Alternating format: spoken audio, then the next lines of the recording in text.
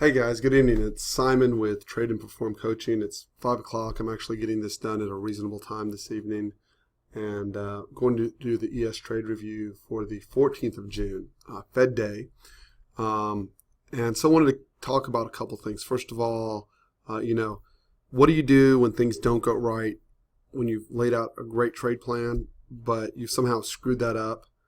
Right? How do you prevent that screw up from leading to even a worse day via trigger trading into poor trading? And how do you keep things in balance so that you can move on to a good day? And that all revolves around three things. First of all, dedication to process, right? Second, dedication to not drawing down, right? And then the third piece is the constant and total belief that there's an endless number of setups. If you can keep a calm mind and stay focused on the process, that even with the best plan, you can make a trading error, an error in decision making process. But the key is not to make it worse, not to draw down more. So let's go ahead and get started. Before we do that, I do have to do the disclaimer, so let's get that out of the way as quickly as possible. Basically what this says is that the webinar is for educational purposes only. Equities, futures, and options and currency trading have large potential rewards, but more importantly, there's large potential risks. You really can blow an account up. Know that, A, it's not necessary to blow the account up to become a good trader. But number two, right, that if you don't go through that process of becoming a good trader, it's kind of like a lot of blues musicians actually believe they have to live the blues to write the blues. Stevie Ray Vaughan talked about that when he was doing Piles of Cocaine, right? He said he thought he had to be miserable in order to write about sadness. And he just did, he said years later, you didn't have to be. You don't have to blow up your account to become a great trader, okay? Do not trade with money you can't afford to lose, big one. The website is neither solicitation nor an offer to buy or sell equities, futures, or options. No representation is being made that any account will or is likely to achieve profits or losses similar to those discussed on this channel. Past performance of any trading system or methodology is not necessarily indicative of future results. Absolutely consult your registered financial advisor and your risk trading plan before ever investing or trading any financial instrument. Okay, now that we got that done, let's move on to start the day. So, how do we come in and what was the plan for the day? So, the white zone is the most important area of the day. And the idea is, as we move into the white zone, we'll find responsive buyers. As we move away, we're more likely to find responsive sellers. But that overall, buyers are in control as long as we are above the white zone, right? So, Globex low landed here at 24.35. I really wasn't crazy about where it landed. I wanted it to either land in the 36 to 38 zone or the 33 to 31 zone. I've become very important here. Let me turn my phone off. There we go. And so to start the day, right, we were gapping up. This was the opening print. Globex high. We never revisited Globex high. We kind of moved away from it right away. We've look at the overall picture of what's been going on here is really interesting, right? And I've been pointing this out to members in the room, and let's just rebuild it, right? If we look from a 30-minute perspective on ES.D, okay, so we've been grinding up slowly, right? I'm just going to draw through this real fast. We've been grinding up slowly, right? This becomes our last major swing low. We push up, right? And then we push down. We've gotten responsive buying. So our important swing low moves from here to here. Now, this was important, right? When we broke this, okay, the reason why this isn't the major swing low is I always measure it from the amount of energy that's expanded from the point of the break, right? I'm going to say that again. The amount of energy that's expanded from the point of the break is where I determine the important swings. So you see the size of the move here versus the size of the move here. So this was an important area, right? But the move here was relatively small. The important move is this swing, and what I want to measure from this swing down here is the amount we get below the 50-60 retrace. So this is the last place. So you'll see the first time through here on this move back, we didn't get back to the 50-60 retrace. You can see over here when we pushed up, right? When we pushed up, we held the 50-60 retrace, and we were unable on any time frame to close behind that 62 retrace, with the exception of a 5-minute bar. We were unable to close right at the end of the day. It snapped back. And then the big tell here was actually on Friday when we were unable to retest the lows, right?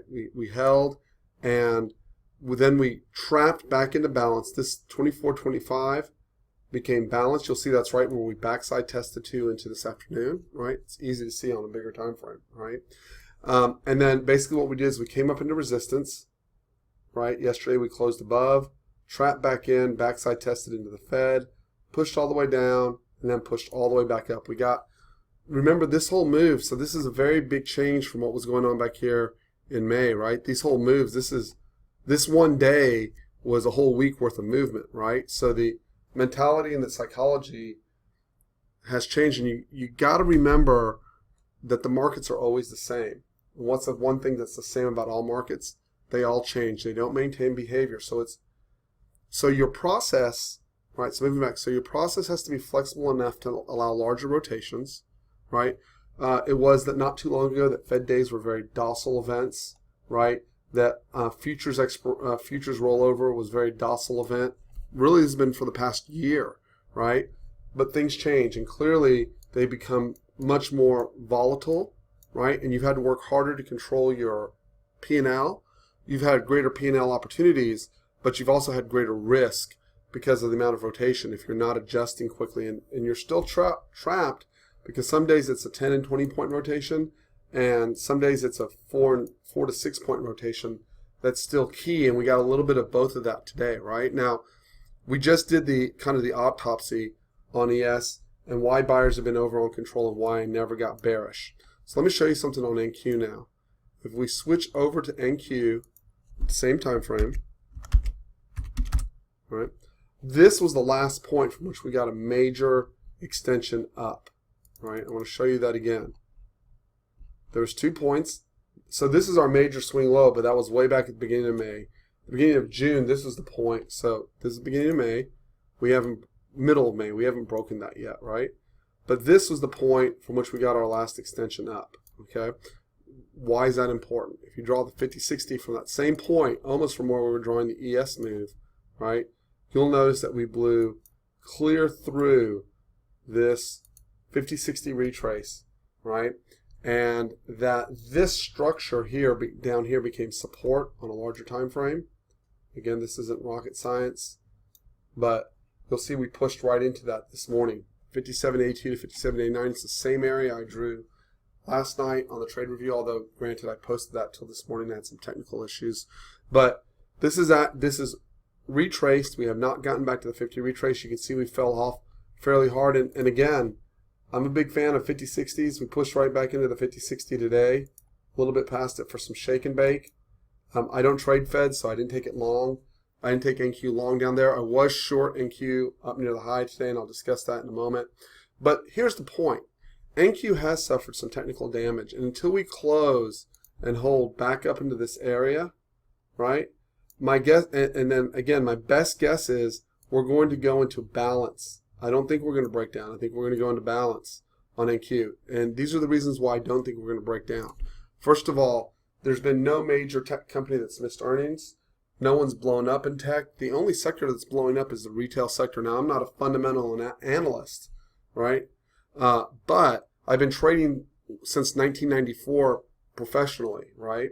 And what I would say is every down market I've seen, going back to the semiconductor meltdown in 94, Asian contagion in 97, even at the top of the NASDAQ and the ES market starting in late January 2000, you saw Lucent Technologies miss earnings. They were the first big tech company to miss earnings. I remember because I was long the stock and it gapped from 103 or 106 down to 90. It really sucked at the time, so I have a quite vivid memory of that. And then Yahoo's model, the lead underwriter came out and pulled their support for the Yahoo business model, and it really got crushed, and then it just went on and on and on, right? There was reasons behind it. You go to 2007, 2008, we had the mortgage industry meltdown. I haven't had one person be able to point to me what melted down in tech, besides the fact that it just pushed too far, corrections happen. Sometimes they're violent, but I would not want to be betting on a complete rollover. And granted, markets can melt down before the fundamentals catch up to them. And crashes tend to come from markets that have already declined 5 to 10%, with the exception of 2001. But there's no driver right now, and that's the reason why the squeeze up so very difficult. And then the last piece I want to remind everyone that we do learn from both ES and NQ, which is don't short in the hole. If you bring this down to a 5-minute chart, again, you can see, let me move this. There we go. You can see at the end of the day, people who got bearish, right, who thought, oh, we're going to roll, it's all over, and they panicked, right? This is a move from 56.90 almost to 56.40, guys. 50 points, $1,000 a contract in NQ. That's not funny money. That's good money, right?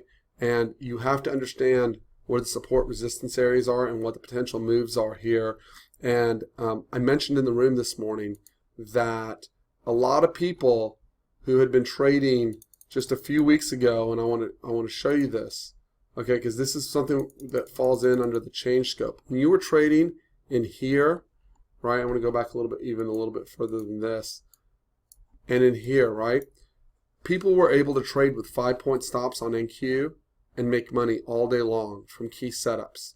Okay, so I want to say that again so everyone gets this. In this area, when the overall range was compressed and the overall size of the rotation, we might get in an entire day 10 to 20 points on NQ. If you could enter at a key location, a 5-point stop worked. I spoke to a very good trader recently, yesterday, right, who told me he's been getting crushed on NQ, and he's been getting the direction right, but he's been trying to trade with the same 5-point stops in here and getting absolutely annihilated. These bars, the reason why that is when this thing is getting volatile. Even this morning, right, a great example here. Just look at one of the, forget after the Fed, before the Fed. This bar here, the second bar of the day, goes from 57.74 to a low of 57.61. So one 5-minute bar is 14 points wide, right? It means you're going to need a 10 to 15 point stop on most of your trades, right? Or you're going to end up getting chopped in and out quite a bit. Even a bar like this, right, where you consider, okay, look how it's wicking in here, right? This one, I'm talking about this bar right here, wicks from 57.66 to 57. There we go, 57.57. So the one bar, that one 5-minute bar is 10 points. You're going to have to get outside of that whip zone so your trade can survive. Again, at the top here, if you had short location here and you mismeasured your stop, this one bar runs from, let's get rid of that. I don't know why that's broken, 57.68 all the way up to 57.80, 12 points, right? So you could have said, hey, I think this is short, used a 5-point stop and got wicked out on the very next bar, and that would suck. So the lesson there, if we take it slow, is that when volatility increases, you've got to look at the size of the 5-minute bar and figure out if your trade will survive. And remember, there's 3 stops: the stop you want, the stop you can afford, and the stop the market demands. And the hybrid that you should be coming up with, that I coach most people to, is a hybrid between the market, what the market demands. So in that case, that, let's say you got here and you said, oh, this is short right here, right? So let's say the stop you could afford would be 5 points, right? And your stop requires it to be 2 points, maybe above the high, to give it some wiggle room, right? So the high here is 80.50. We're going to go to 82.50. And you say the most stop I can afford is $100 a contract. We're talking about NQ, right? So what you do is you take the 82.50, subtract 5, and that's going to put you at 77.50. Now, what the complaint's going to be is, okay, so why is the stop there? The stop's there because when you enter, and you, let's say this shooting star, which would not be an entry for me, but whatever, that's fine, it's great for the example. Let's say this bar, right, you say, oh, that's a shooting star, and I know shooting stars, you know, everyone's read Technical Analyst book, goes, oh, that's a bad sign. You know, we usually go up after a shooting star, or we shoot down after a shooting star, and or a hammer, and I'm going to trade those, right? Well, so here's the deal.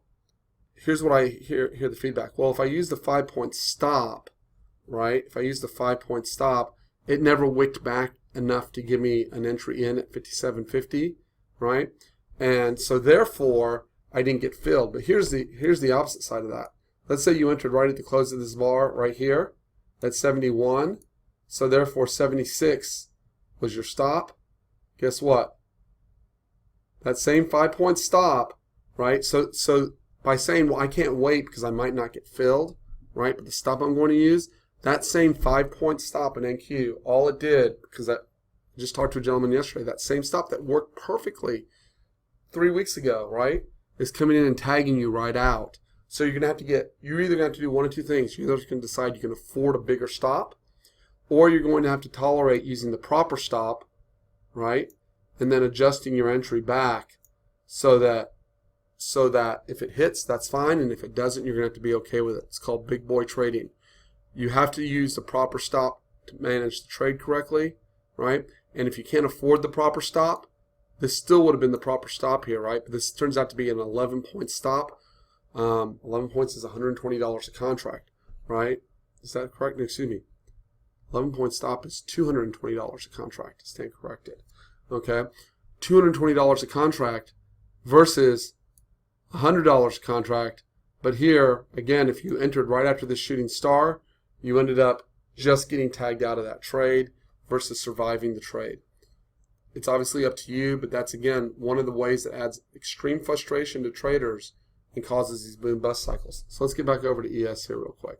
So for today, in the morning, the goal was to trade the open. The biggest objective was to grab the white zone and take it to the long side, right? Or, right, the first negative 600 tick. So I want to explain what happened here. I didn't take my 38-36 zone first time in. Reason why. We looked like we were starting off with an open drive lower in ES, right? We get gapped up. It looked like we exhausted, and we're going to push back down.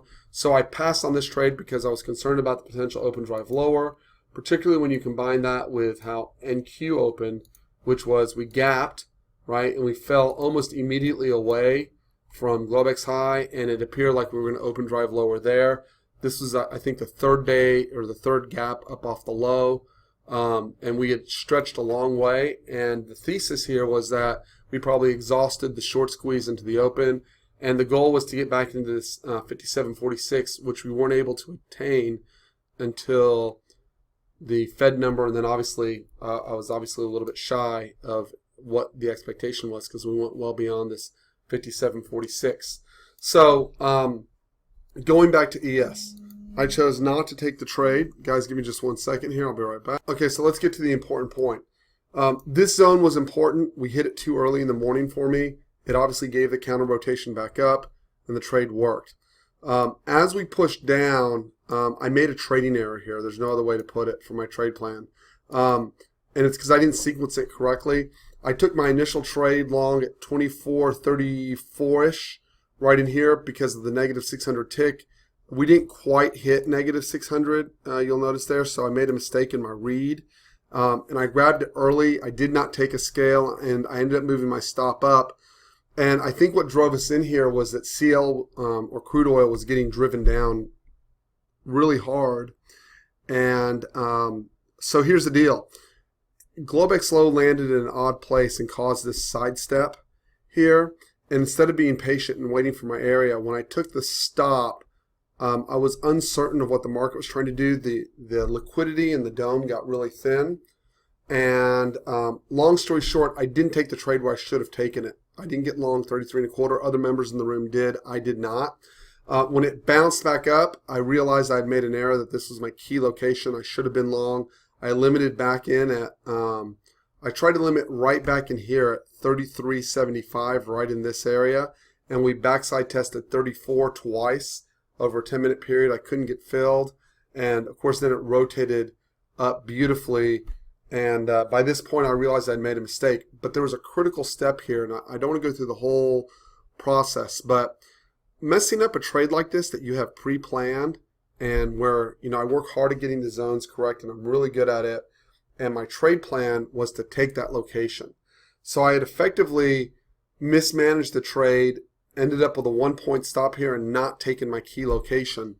And what that leads to, and the reason I stopped is that leads to really poor trading, right? You'll tend to start revenge trading or getting frustrated, and I was very frustrated with myself at this point. So what I elected to do at this point was close my domes and take a walk around the building. And then I came back and I said, look, it's Fed day. We're already at my cutoff point. The plan was to take it out of here and have it push up into the Fed meeting, which is exactly what it did. The goal was 38 to the upside. We pushed from 33 and a quarter to 38. It would have been a beautiful trade. There's no way to make up for that, right? I'm not going to trade post FOMC. It's too volatile. It's not worth getting thrashed through here. I thought, and this is the old FOMC that I'm used to, I thought that it could cause quite a bit of volatility, and I wasn't prepared to take the risk associated with the volatility. Furthermore, I had the trade nailed, and location-wise, from a planning standpoint, I misexecuted. I don't want to create an environment where I don't trust myself to take my trade plan. When I don't take the trade plan, the best thing I can do is stop, go to my journal, write down what happened, understand where I misexecuted, and now my goal for tomorrow is to execute in my location with the high odds entries, right? Just like I do almost every day. Forgive myself for misexecuting, not beating myself up, right? It was only 1 point. It didn't even make a dent in yesterday's trade. And then move on and try to get better. I've already pretty much forgotten about it other than going from a trade review process. This is critical in how you use your journal and how you're using your internal self-talk to prepare yourself to be a better trader the following day, right? It's okay to make a mistake. You don't want to repeat the mistake twice, right?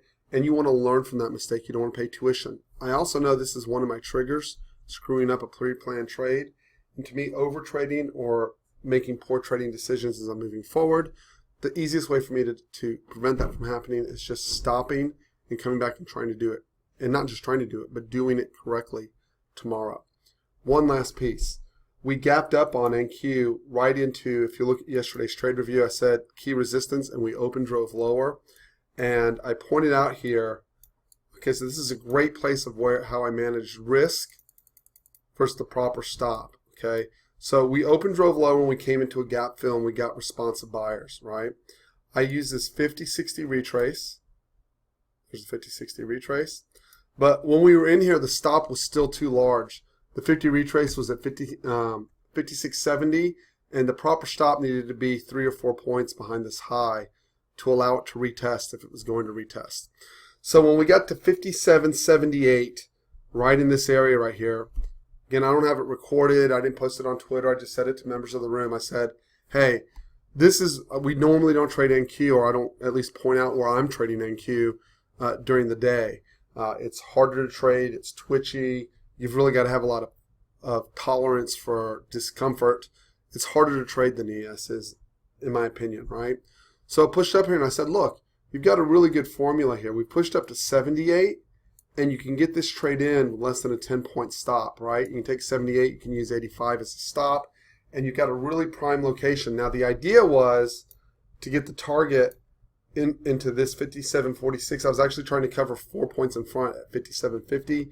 And we got close, but no cigar, right? So I scaled the first time down into this location. So the way I managed that is I entered the trade, scaled most of this on the backside test at 57.68, and that paid for the stop on balance.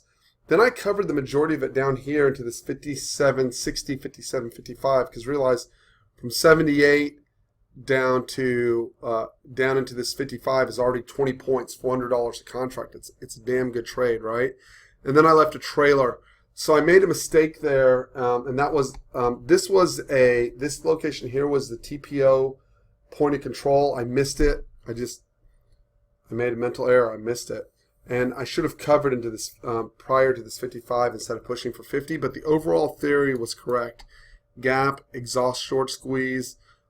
Because of Fed day, I'm pretty sure this price action would have moved up over here had it not been a Fed day, and the Fed day just dragged the price action out. People were waiting to see what they were going to say. I don't know why. They did exactly what was expected, but it's the market, and asking why is kind of silly.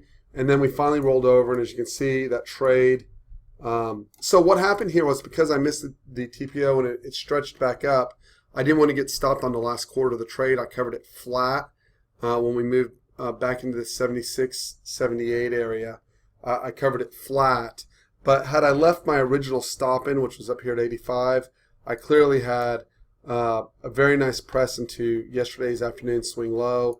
And I had a potential from 78 all the way, I had almost an 80-point trade potential. So I'll journal about it, but it's NQ, and it can go a long way sometimes, and sometimes it can rip against you.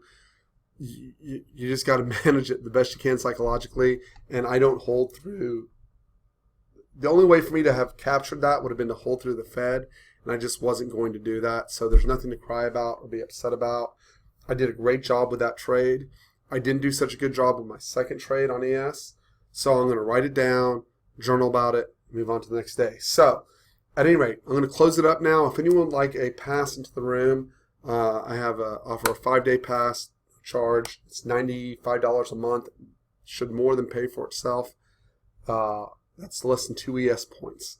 And we usually get 1 or 2 shots a day at 2 ES points or more. Anyways, you can email me at tradingperform@gmail.com. The objective is to move you from a boom-bust trader or losing trader to first a break-even trader and then a consistent trader. It takes time. Trading takes work, but you can become a very good trader. There's no doubt in my mind. But you got to work your tools. You got to work your journaling. Keep your mind calm. Be present. Don't worry about yesterday. Don't worry about tomorrow. Be focused on the price action of today. And don't worry about what you want. Worry about what the market's offering you and what your process is to take that money out of the market. Anyways, have a great night, guys. I will talk to you all tomorrow.